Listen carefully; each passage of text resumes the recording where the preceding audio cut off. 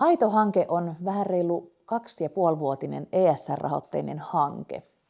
Kohderyhmänä meillä on maahanmuuttajataustaiset perheet, äidit, isät ja nuoret.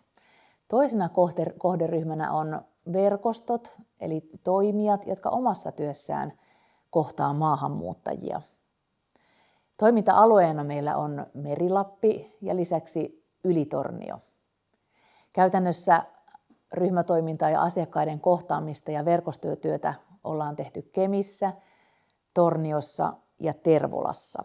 Ryhmätoimintoina meillä on ollut perheryhmiä, joihin on voinut tulla koko perhe mukaan.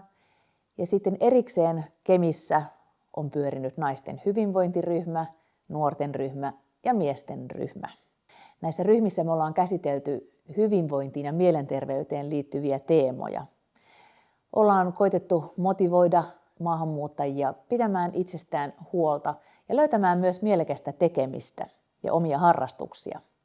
Asiakkaiden kanssa me ollaankin tutustuttu ympäristön harrastusmahdollisuuksiin, ulkoilupaikkoihin, ollaan tehty retkiä ja tutustuttu vähän minkälaisia harrastuksia itse kukin voisi löytää. Verkostossa yksi meidän kärkitempauksista oli monikulttuurinen vanhempainilta, joka toteutettiin Kemissä yhteistyössä perusopetuksen kanssa. Tämän illan aikana me striimattiin ja tulkattiin illan sisältö usealla eri kielellä. Ilta myös tallennettiin, joten monikulttuurisen vanhempainillan voi käydä katsomassa Toivola Luotola Settlementin YouTube-sivuilta. Tornion verkoston kanssa me saatiin aikaiseksi tosi mukava Maailma ystäväksi -tapahtuma Rajalla kauppakeskuksessa. Sitä oli toteuttamassa tosi moni torniolainen taho ja sinne saatiin paljon kivaa toiminnallista ohjelmaa. Meillä oli työpajoja, tanssi- ja musiikkiesityksiä sekä monikulttuurista ruokaa.